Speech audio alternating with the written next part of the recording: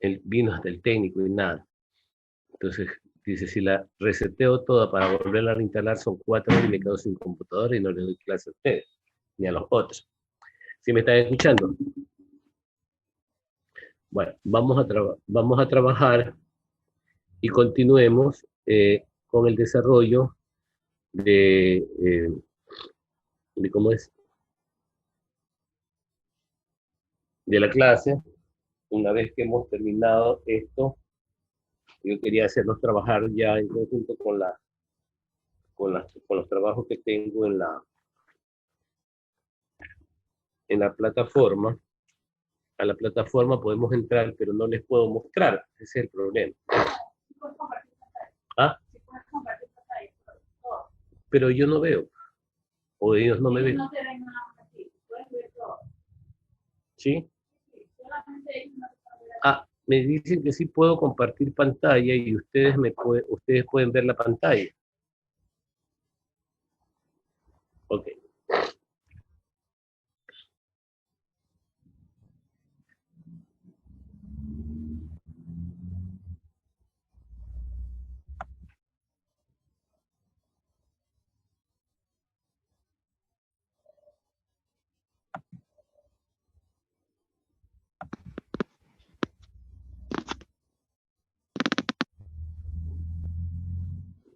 O sea, ellos sí van a ver las diapositivas si yo las pongo. ¿Ok?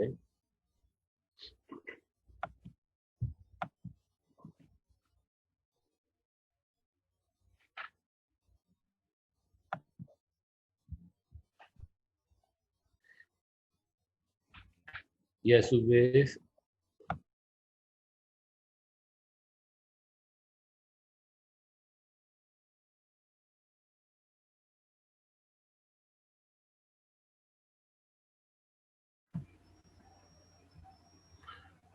vamos a trabajar compartiendo pantalla.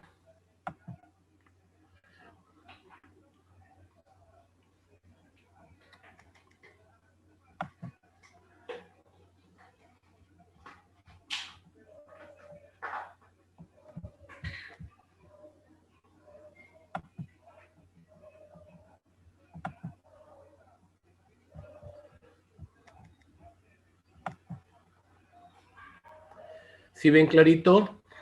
Sí, doctor. Ok, menos mal. Ave María.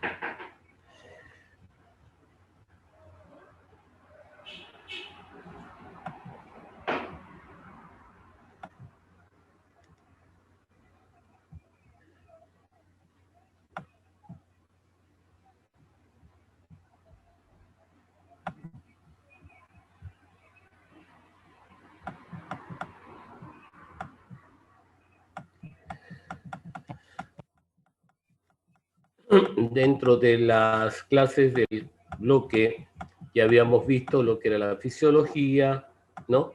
Y vamos a hacer un recuento de todas estas diapositivas que hemos elaborado para ver el desarrollo gestacional, de tal manera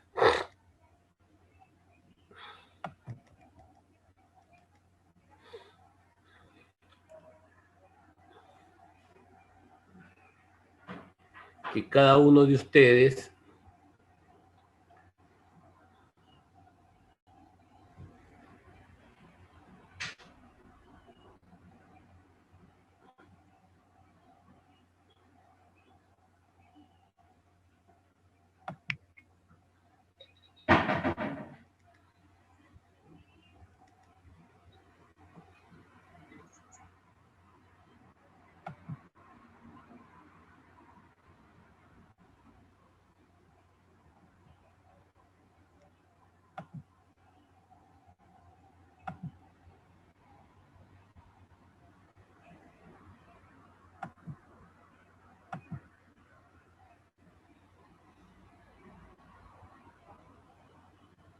muy bien. Recordando todo el concepto de lo que es la rama de la medicina, en la obstetricia, que se ocupa del embarazo, el parto, el alumbramiento y el periodo de tiempo posterior a este, que vendría a ser el puerperio. Comprende entonces al embarazo, el parto, alumbramiento y puerperio, tanto en su normalidad como en lo anormal. De tal manera que recordábamos que iba a estar ligado con la obstetricia, las ramas que están a su alrededor, que son casi todas como la anatomía, histología, fisiología, endocrinología, cirugía oncológica, medicina legal, ginecología, perinatología, hematología, etc. Y recordábamos a su vez este ciclo ovárico, que lo hemos repetido ya algunas veces, con su ciclo endometrial, en donde el ciclo ovárico, iniciado a través del estímulo de la FSH en los receptores estrogénicos, para alcanzar junto la FSH con el estrógeno a desarrollar estos folículos, ¿no verdad?, que van a crecer y que dijimos que en el noveno día aproximadamente están entre 9, 10 milímetros, 12 milímetros de diámetro, y que lo podemos ver por debajo de la cápsula, ¿no verdad?, hasta que llega a 2.5, en donde se produce la ruptura del folículo gracias a LH y gracias a la bionecrosis tisular, de tal manera que se va a ver un folículo completamente grande.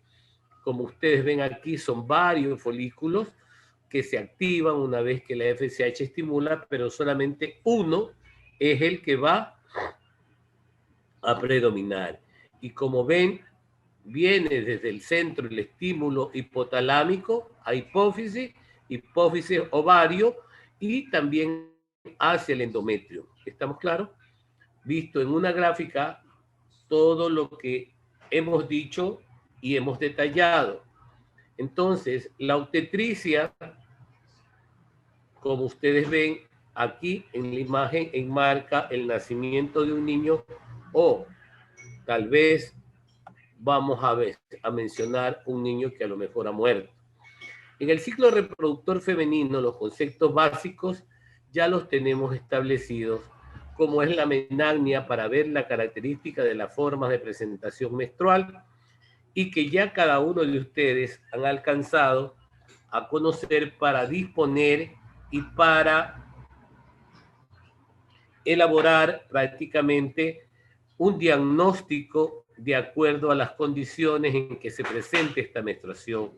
Por lo tanto, recordarán esa fórmula de frecuencia, de la cantidad y el tiempo, ¿no es verdad? Dicho en otras palabras, cuántos días menstrua, cuántos paños usa, cuántos días demora, ¿cómo es?, su menstruación, ¿no? O cada qué tiempo menstrua. El spotting es el goteo, que es un sangrado normal, o metrorragia, dependiendo de lo que nos diga como característica de su menstruación. La hipomenorrea normal o hipermenorrea es la cantidad de sangrado cuantificada por los paños. La oligomenorrea normal y polimenorrea cuando sus ciclos son largos o cortos.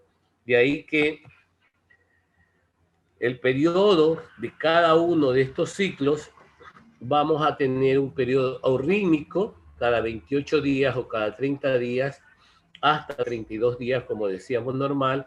La disritmia menstrual, cuando tenemos cambios drásticos en el tiempo de cada 21 días o cuando se alarga más allá. El periodo climatérico, que ya vendría a ser la parte final de todo este periodo reproductivo. La maduración del eje hipotálamo hipoficiario la vamos a conseguir, como nosotros vemos en la gráfica, para tener desde el hipotálamo la liberación de GNRH, FSH, que va a la hipófisis o adenohipófisis, en donde se libera FSH y LH, de tal manera que va a estimular en el ovario los receptores estrogénicos, ¿no? O cuando ya se dio la ovulación y se rompió el cuerpo, va a receptar este cuerpo amarillo, va a producir progesterona. Esto poniendo como plano que viene a estimular acá, pero recuerden que hay receptores estrogénicos en varias partes del cuerpo, como son también en el endometrio, en las mamas, etc. He aquí la forma en la que hemos ya mencionado ligeramente el cuadro. Y no nos vamos a detener por eso.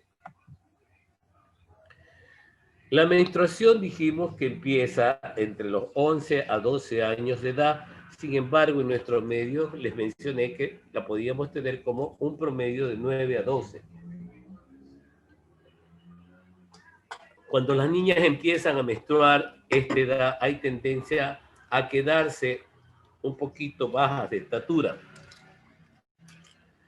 La menstruación termina entre una edad de 45 a 50 años y es el periodo que se llama menopáusico, ya que durante un año no le vuelve a aparecer la menstruación.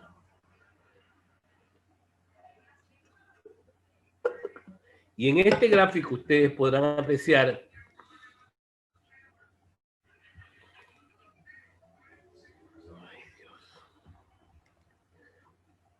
una niña más o menos de 10 años y medio, y van a notar que la primera espacio de tipo biológico que suele ocurrir es la aparición de sus mamas antes de la menstruación y a su vez comenzará a haber vello pubiano en ligera cantidad. Ya esto nos va a indicar que esta niña en cualquier momento comenzará a menstruar y iniciará su etapa puber. El ciclo ovulatorio, que ya lo hemos mencionado, ustedes aquí tienen un gráfico en donde también les enmarco ahora lo que es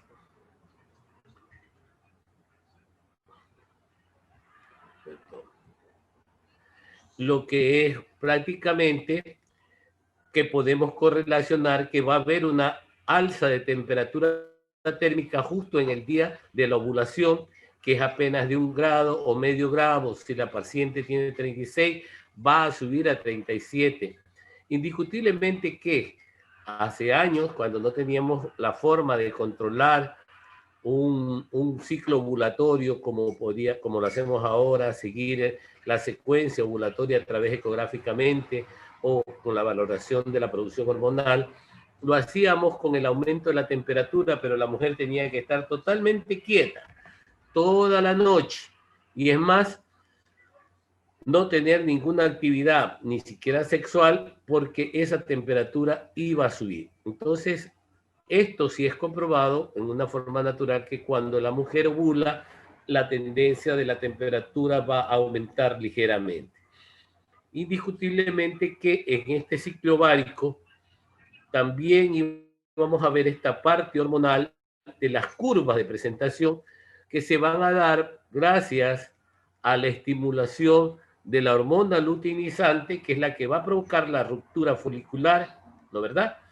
Recordando siempre que una vez que la folículo estimulante se libera y estimula los receptores estrogénicos, libera estrógenos y ambas hormonas van haciendo que este tejido endometrial que ustedes observan aquí abajo vaya creciendo, ¿no? Y se llama proliferación, ¿no verdad? Prolifera el endometrio, que es lo que habíamos dicho a su vez.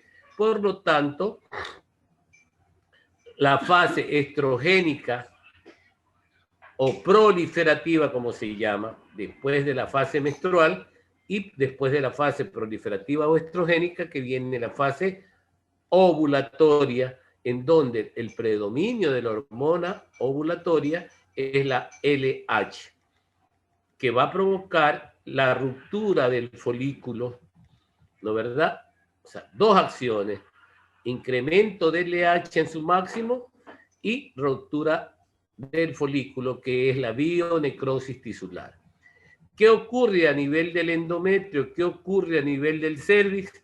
Indiscutiblemente va a ocurrir el aumento de flujo mucoidal con las características que ya hemos mencionado y que no se deben olvidar: filante, elástico, brillante, transparente, y al microscopio presenta la forma de las hojas de lecho abiertas. Ahora, recordemos también que una vez que no hubo la fecundación, estas hormonas que venían predominando comienzan a decaer, se mantienen, pero el cuerpo lúteo comienza a producir progesterona en su gran cantidad, ¿no es verdad?, hasta el día 26, en que decaen y se depriman, perdón, se decaman y provocan la menstruación el día 28 o 30, dependiendo del ciclo que tenga la mujer. Y este endometrio, que era en su primera etapa proliferativo, se vuelve áspero, secretor, con un moco muy espeso. De ahí que también se ha denominado a este ciclo menstrual, ¿no es verdad?, como fase menstrual o ciclo menstrual, la fase ovulatoria, perdón, la fase folicular, de ahí viene la parte de ovulación o fase ovulatoria, y la fase lútea, progesterónica, secretora, fase folicular, fase proliferativa o estrogénica. ¿Estamos claros? ¿Sí me están? Ok. Pero que no se me confundan con los términos, porque donde ustedes me mezclan, todo lo que hayan hecho bien lo tiran abajo. La fase menstrual, como dijimos, es la que se provoca por la destrucción de arterias espirales, por la filtración de sangre hacia el estroma. La sangre arrastra restos endometriales necróticos de la capa funcional. La fase estrogénica o proliferativa es en la mucosa endometrial proliferada luego de la menstruación por acción estrogénica. Crece un espesor mucoidal endometrial de 1 a 3 milímetros. Se reponen las arterias espirales, ¿no?, para poder estimular este crecimiento. Y la fase ovulatoria, que se va a dar el día 14, en la que la FSH está elevada y la LH están en su pico mayor de acción, ¿no es verdad?, para estimular la ruptura del folículo. Posteriormente a ello, si no se da, se comienza la producción progesterónica. Esta fase secretora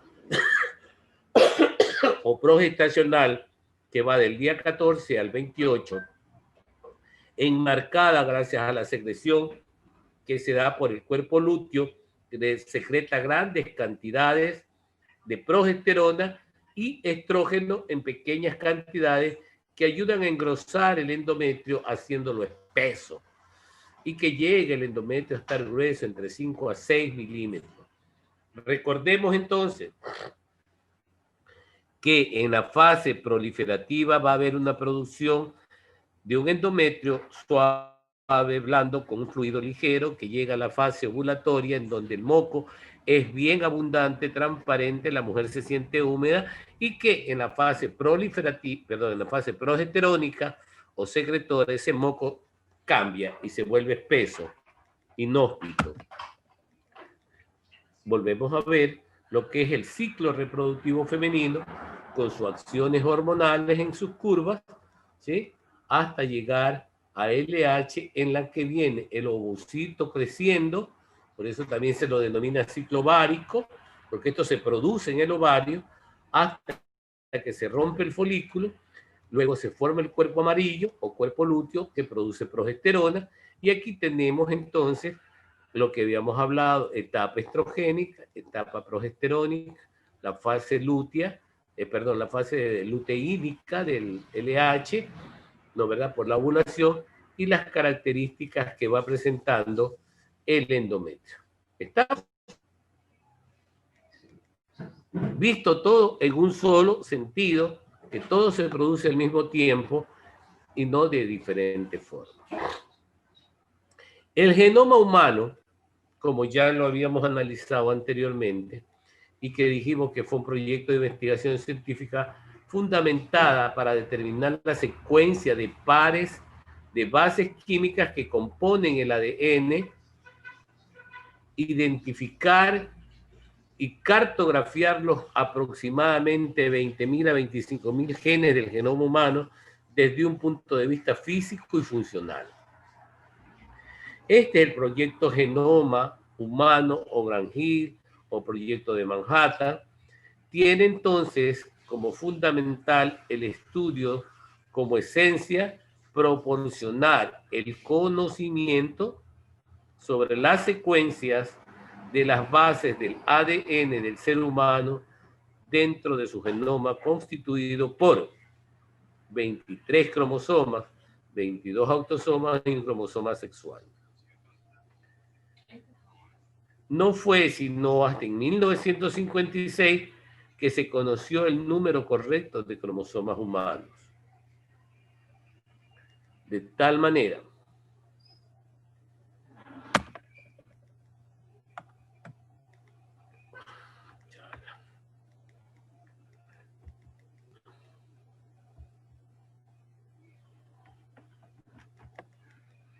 las ventajas y desventajas del genoma humano, como las hemos clasificado aquí, tenemos ventajas por el conocimiento científico, es innegable su significación para la humanidad, garantizará una medida predictiva, preventiva, permitirá y potenciará el desarrollo de la genoterapia, permitirá el diagnóstico prenatal y la localización de portadores de genes alterados, ¿no es verdad?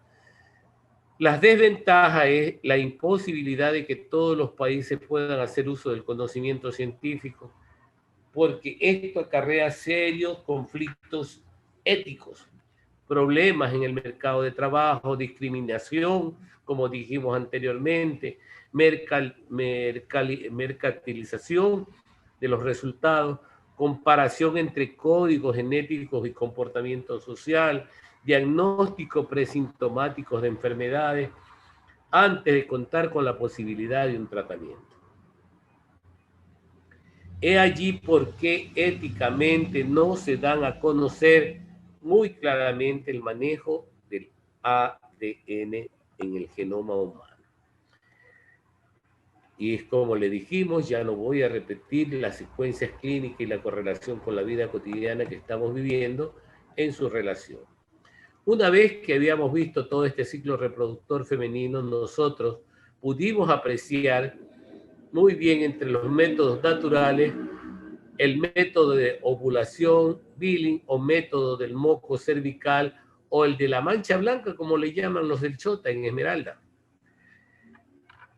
Los fluidos cervicales, con diferentes características dependiendo de la fase del ciclo menstrual en la que se encuentra la mujer. Es debido a que las hormonas que regulan este ciclo menstrual también actúan sobre el cuello del útero y hacen esto que se produzca esta secreción de mucosidad diferente en esta etapa. Muy importante para cada uno de nosotros conocer que este método de ovulación es un método natural. Se puede permitir que la mujer monitoree su fertilidad, identificando cuándo es el día fértil y los días que se aproximan a ello. Va a haber esta transformación en base al método de Billing para determinar en ella su día fértil y saber que ella debe decir no cuando no se desea tener un bebé. Y por tanto, la pareja debe practicar sus relaciones o juegos eróticos en cuanto la mujer note la aparición del moco cervical, más no la introducción ni la copulación con la eyaculación correspondiente. Estas características que les he pedido a ustedes no olvidarlas. Ustedes vean cómo la podemos ver en el gráfico: cristalino, filante, elástico y brillante. Esto es lo que podemos apreciar a lo criollo. Al microscopio vamos a ver que las hojas del lecho se abren, porque ese moco tiene una imagen de forma de hojas de leche que están abiertas, que van a permitir el paso del espermatozoide. Si ya pasa la etapa ovulatoria, este moco se vuelve espeso, áspero y pegajoso y se convierte en un método de barrera. Es aquí donde vamos a analizar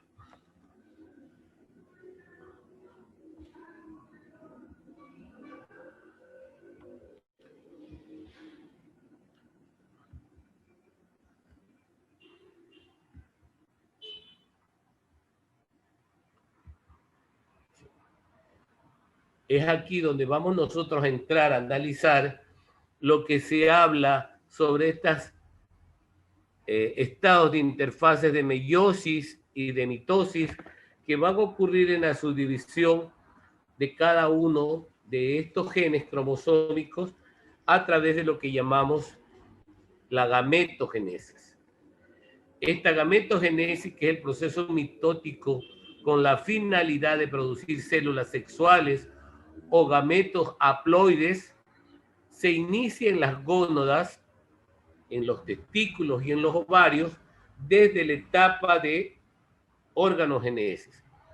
Y así tenemos nosotros muy fácilmente este esquema desde las espermatogonias, el espermatocito primario, los espermatocitos secundarios cuando se dividen en dos espermátides, de ahí vienen las 4 espermátides, y que posteriormente vimos cómo el capuchón, el cuerpo y la cola se forman de los espermatozoides. Asimismo, gracias a toda esa estimulación, las oogonias forman los ovocitos primarios, luego vamos a dar en la meiosis primaria, vamos a ver los ovocitos o óvulos secundarios, ¿no? Y sus siguientes subdivisiones hasta llegar al óvulo, ¿sí?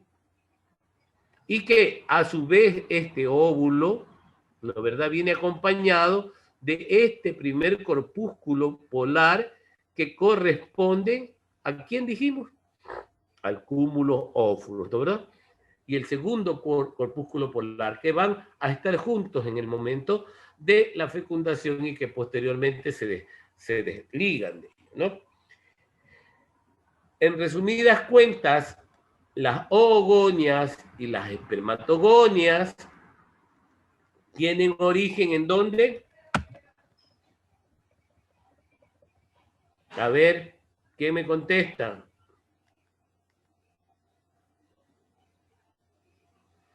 Pregunto yo, ¿dónde tienen origen? En las células germinales primitivas. Correcto, en las células germinales primitivas. ¿Quién me contestó que no alcancé a ver? Palomino. Palomino, te ganaste un estímulo de punto. Muy bien. Los demás tienen 0. La ovogénesis,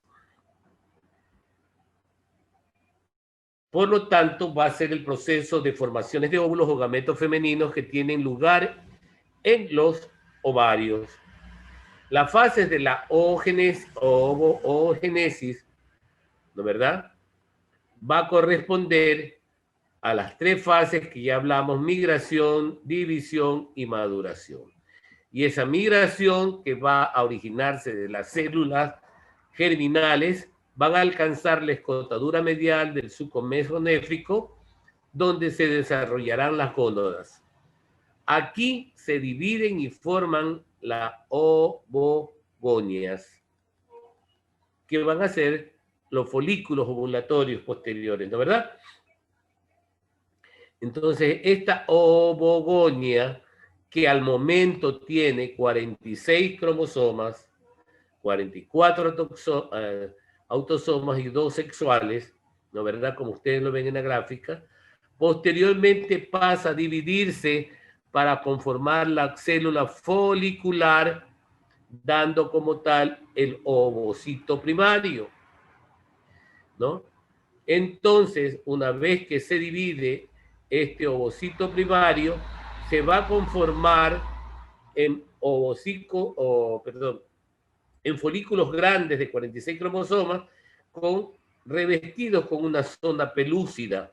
Y en esta fase de división, las células germinales mitóticamente se van a dar desde la 8ª a la 20ª semana, en que se vuelve lento y van a terminar de elaborar hasta el momento de nacer.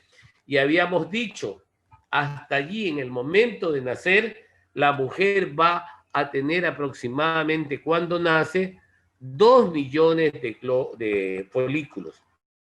¿Sí? Posteriormente entra en esa fase prolongada para después completar la fase de maduración y en la que se va a dar esa primera división meiótica en donde va a adquirir el anillo de células granulosas, dando así los ovocitos definitivos de los folículos primordiales, como ustedes ven en la gráfica. Dicho literalmente, visto gráficamente para que ustedes puedan tener la idea. La ovogonia se localiza en los folículos ováricos, crecen, sufren una diferenciación para transformarse en ovocitos primarios. Y ustedes pueden ver la forma del primer cuerpo polar, de las zonas pelúcidas, en el gráfico. Los ovocitos primarios aumentan de tamaño y unas células foliculares se depositan en la superficie del ovocito, que está protegido por una glicoproteína acelular, formando lo que se llama la zona pelúcida. Exacto, la zona pelúcida. Los espacios entre células y células foliculares son las antras. Estos antros o antras, que son de células foliculares, rodean a esta célula para conformar la corona radiada o cúmulo ófuros, que es el que acompaña al ovario, ¿no verdad?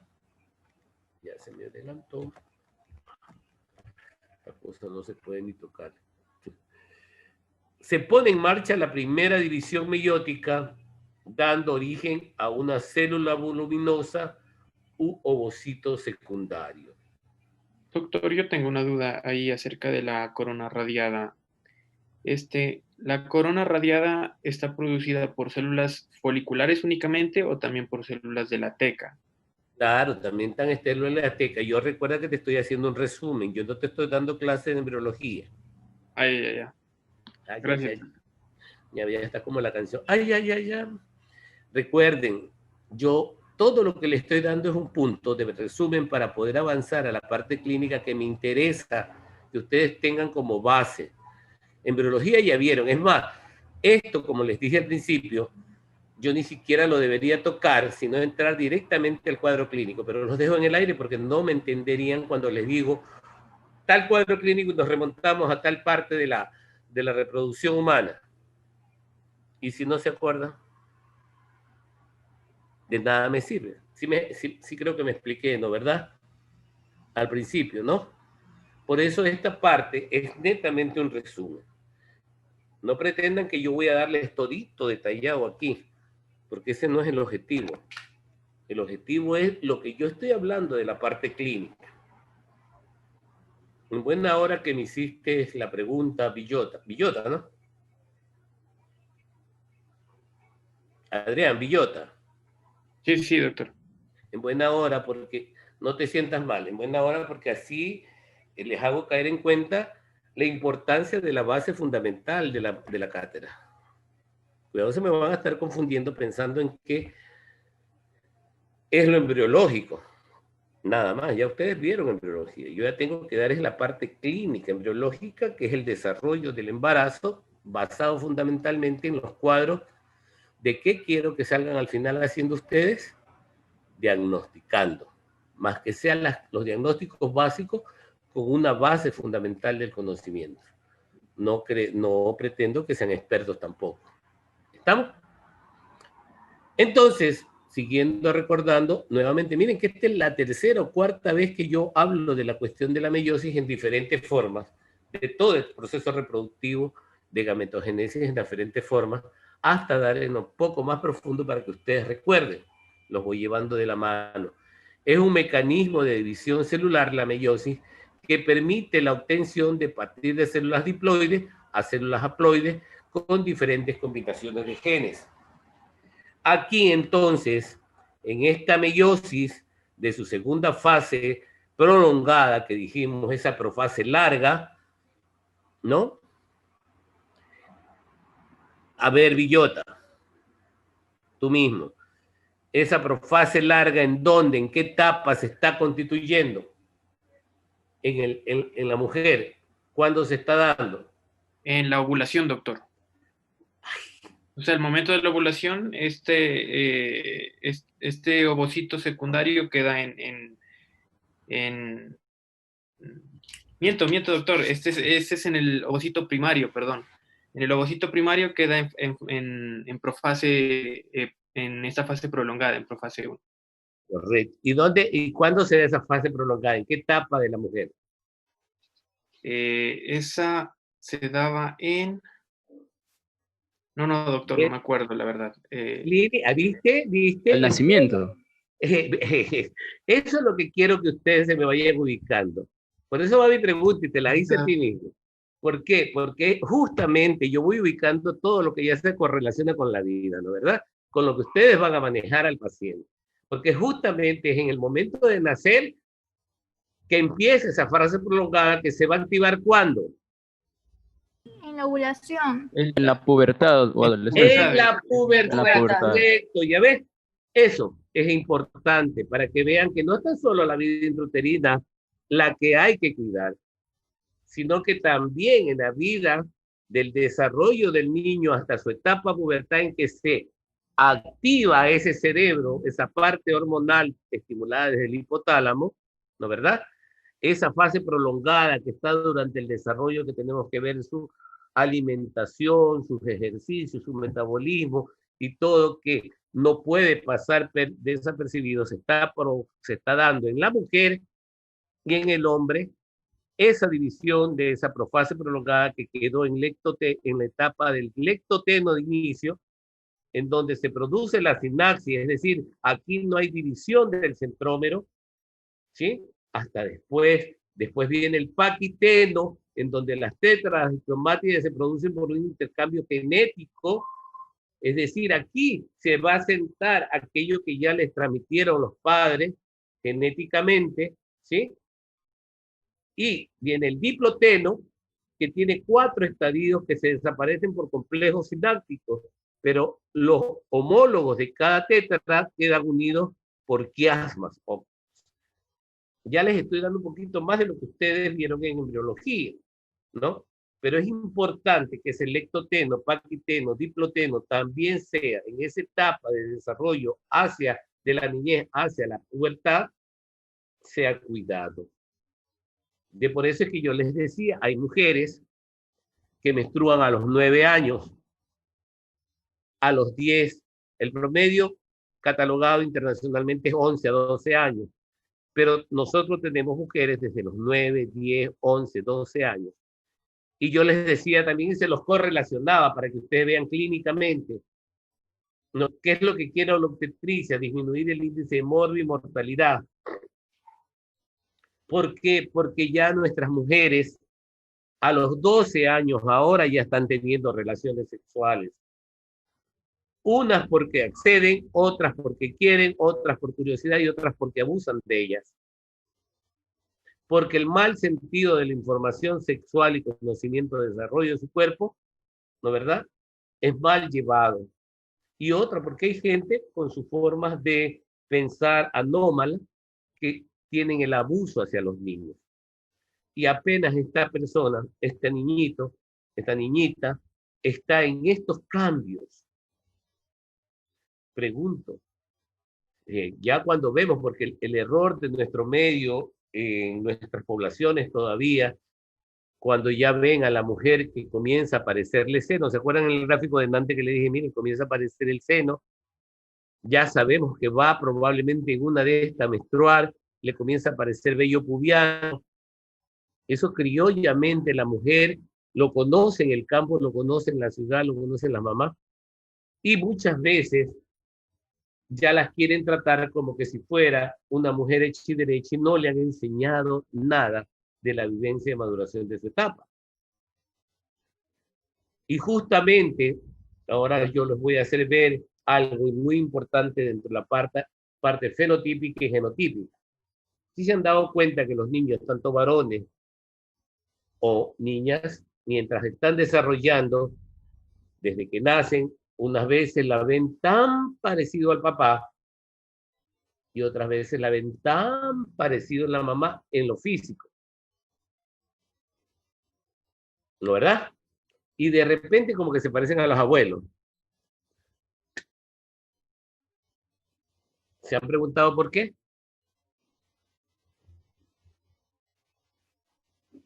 ¿Mm? Porque justamente esta parte del paquiteno, en donde las tetras y acrómicas se producen por un intercambio genético en esta etapa, muy lentamente. Hay el acentuamiento de tipo genético que ya lo tiene, pero vamos a ver cuál va a ser el dominante y recesivo que llegó. ¿Sí ven? Ahora, el diploteno ya implica ese desarrollo en donde desaparecen los complejos sinápticos homólogos, ¿no verdad? Y que prácticamente es lo que dijimos que iba a ocurrir, ¿qué cosa?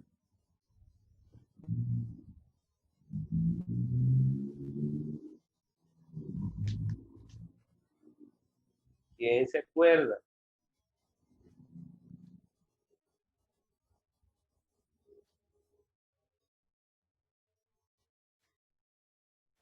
Iba a ocurrir la separación pues, de los brazos, ¿no verdad?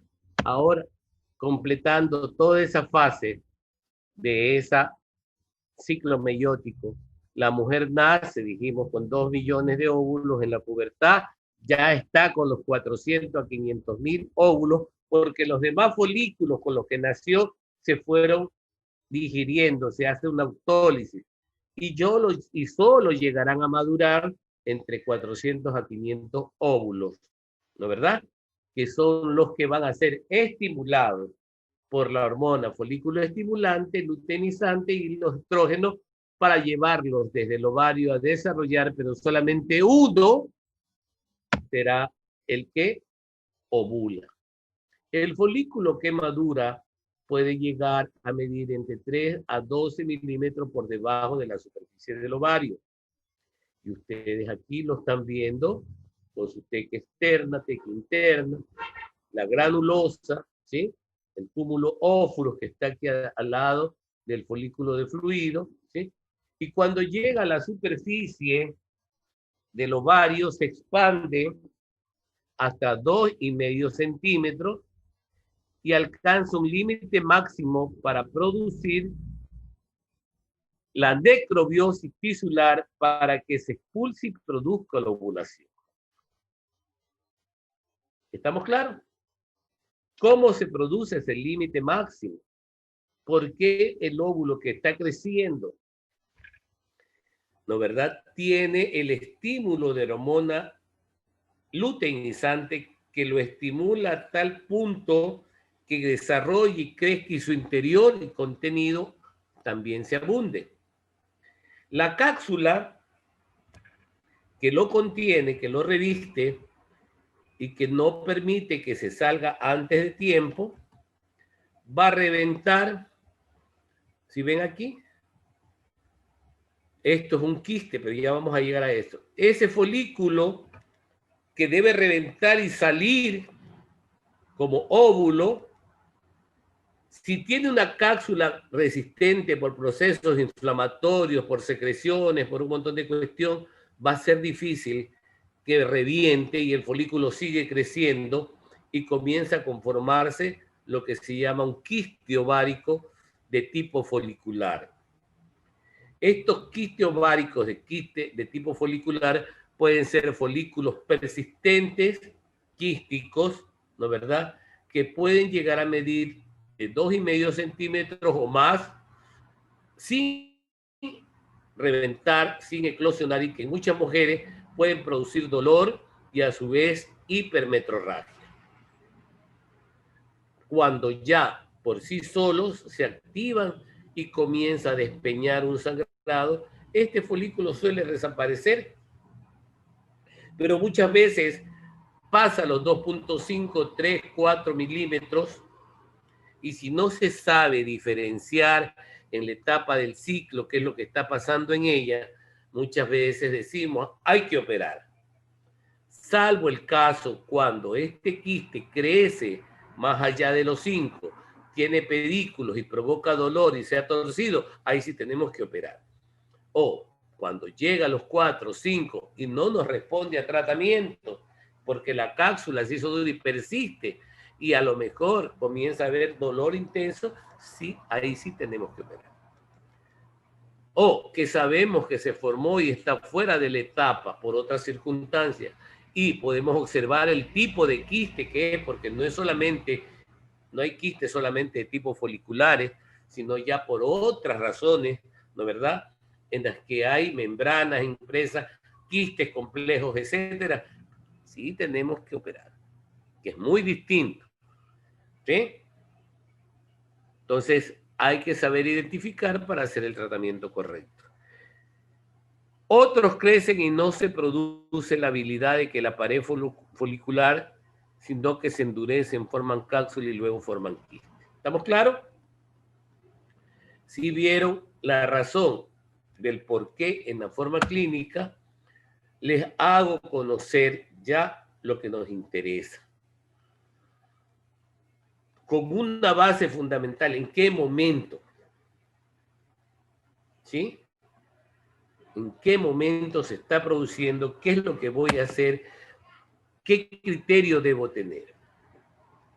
Para yo tener un criterio diagnóstico y de esa manera desarrollar la terapia que voy a elegir.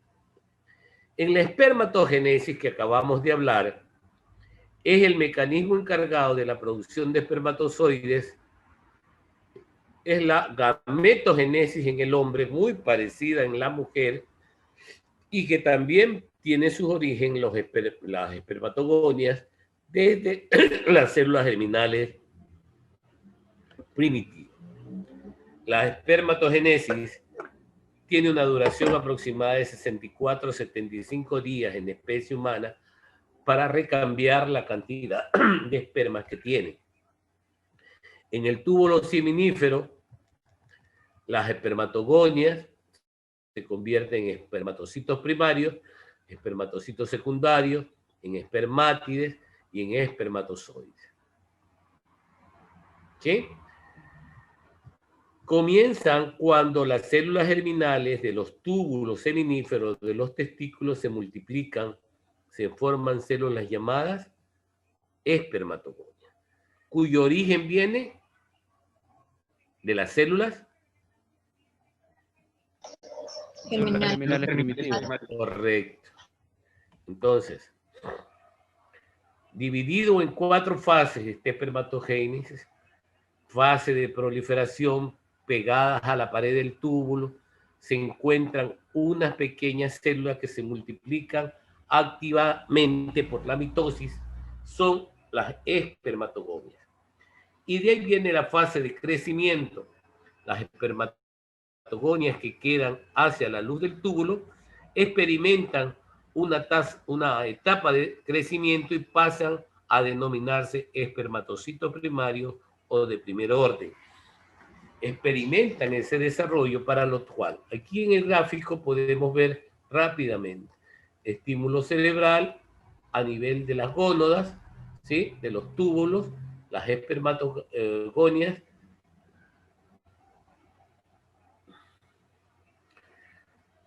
se me adelantó.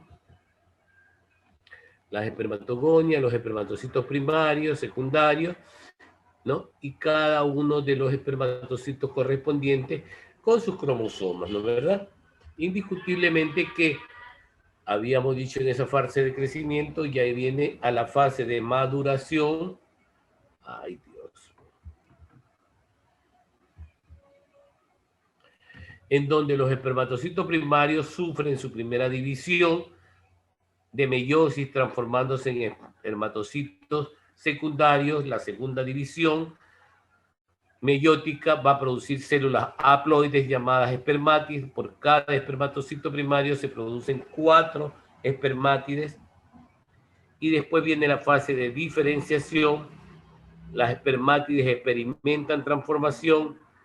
Es en esa etapa de espermiogénesis al final de la cual quedarán convertidos en espermatozoides. Y en esta maduración de espermatozoides vimos nosotros que presenta ya las 3 zonas bien diferenciadas de cabeza, cuerpo y cola, ¿no es verdad? Cabeza, cuerpo y cola del espermatozoide.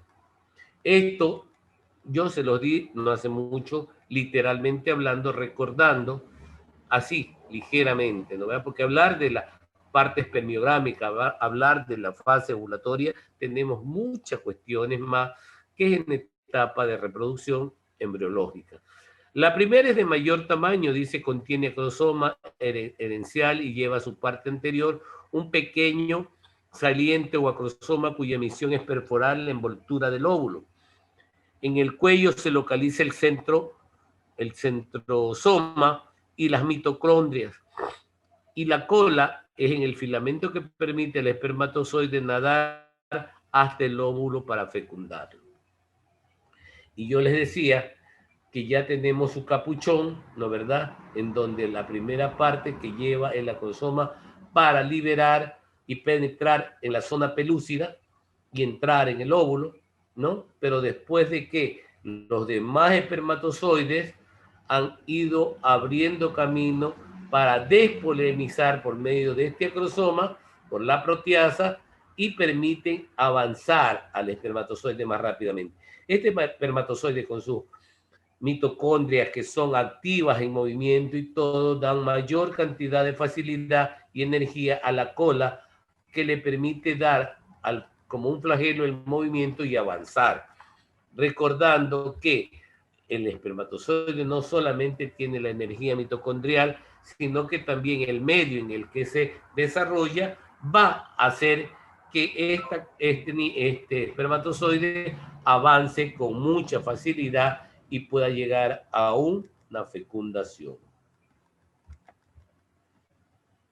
El hombre, dijimos, eyacula en un promedio entre 2 a 5 milímetros de semen o espermas, en las que tenemos entre 70 a 150 millones de espermatozoides. En una forma general, los libros hablan de un 80-90% normales y solo llegan 200 al lugar de la fertilización, y de esos 200 solamente uno es el que fecunda. Hay obstáculos que impiden la fecundación, como los que mencionamos en antes, que son justamente la unión uterovárica y el istmo periductal, que está a nivel del cervix.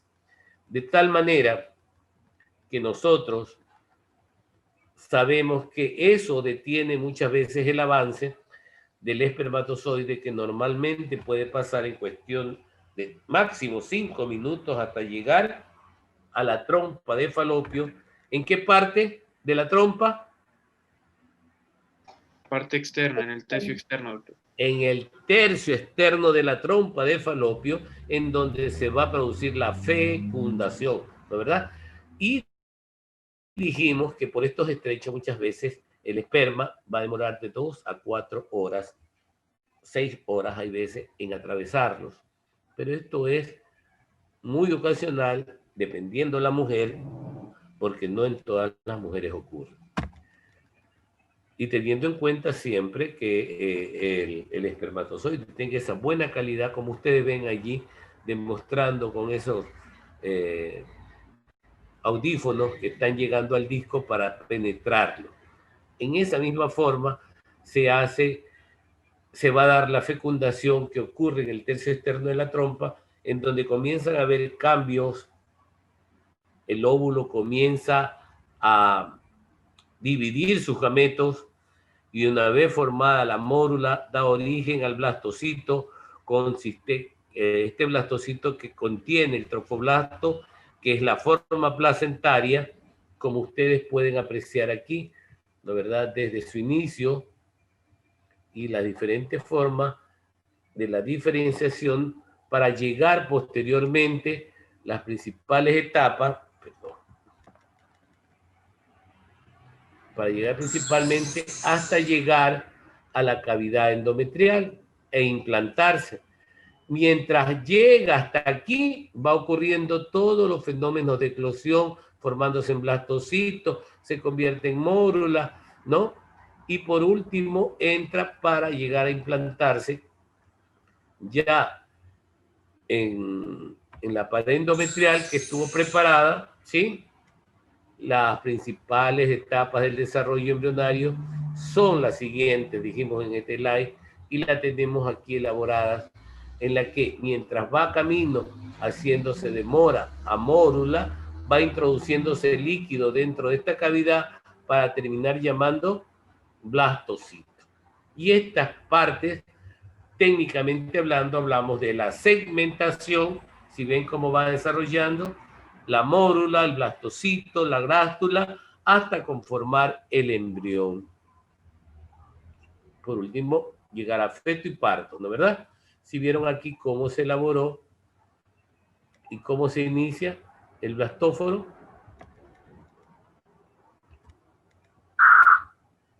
No.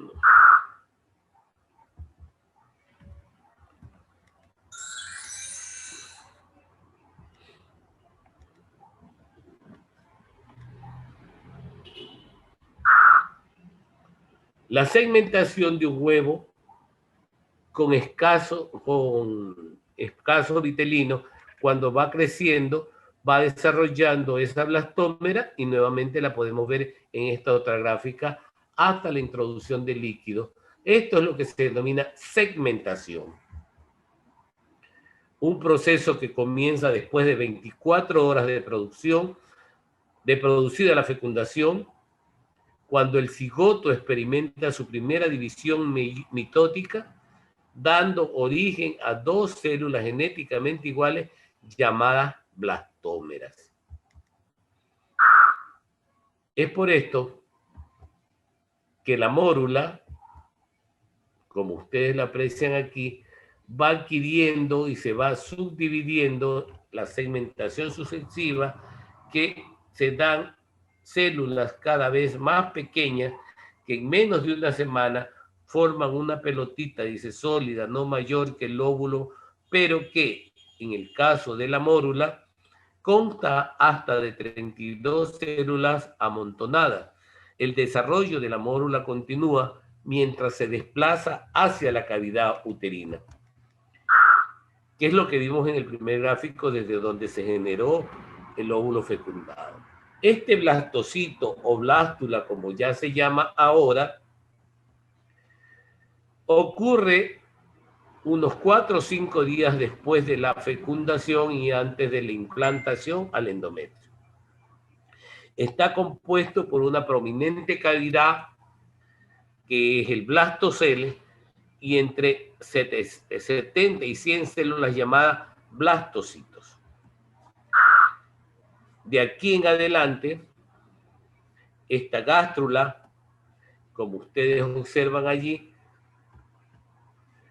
es el proceso mediante el cual el embrión adquiere 3 capas.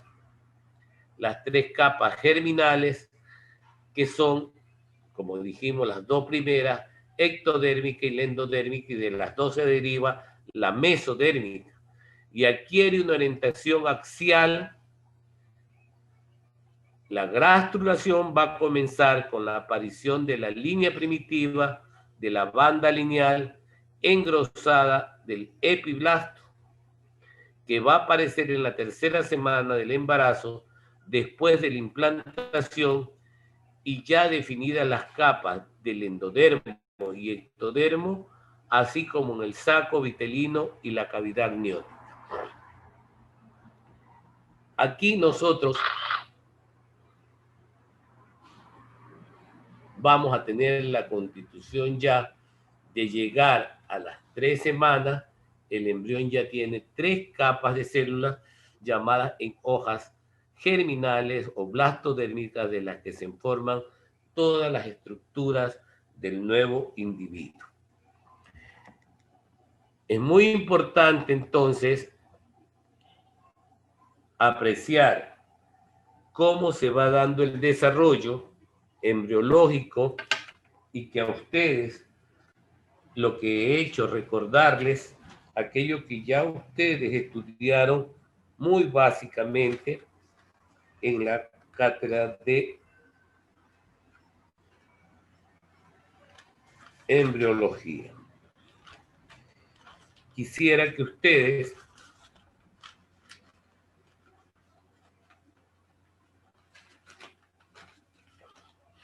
vamos a la plataforma ahorita, ¿no?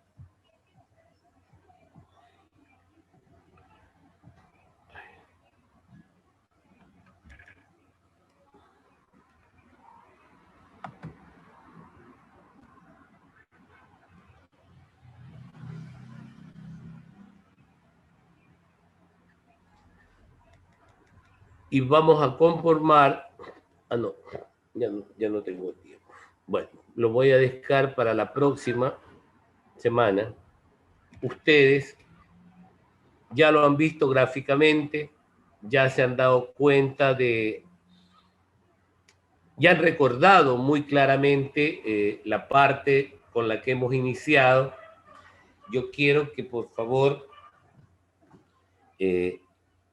cada uno de ustedes, he tratado de estimularles el recuerdo de aquello, pero sáquense de la cabeza que no es que estamos emprendiendo embriología.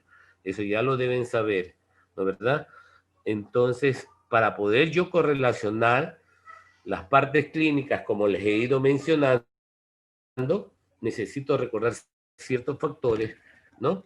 En los que ustedes, si algo les queda la duda, para recordar van a ir a los libros, ¿no? Si algo no se recuerdan totalmente. Indiscutiblemente que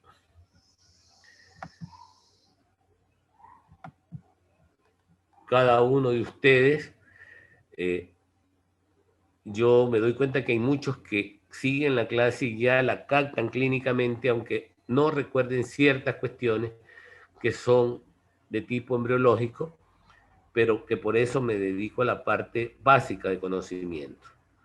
Eso va a permitir que ustedes me puedan más adelante ir desarrollando, porque vamos a ir aprendiendo un montón de cosas y cuando entremos a los cuadros clínicos, fácil se les va a hacer un diagnóstico. Recuerden que el objetivo de nuestra clase, de nuestro sílabo, es que al final y al término de la unidad, ustedes sepan diagnosticar. ¿Sí? No los pretendo tener como unos expertos, no.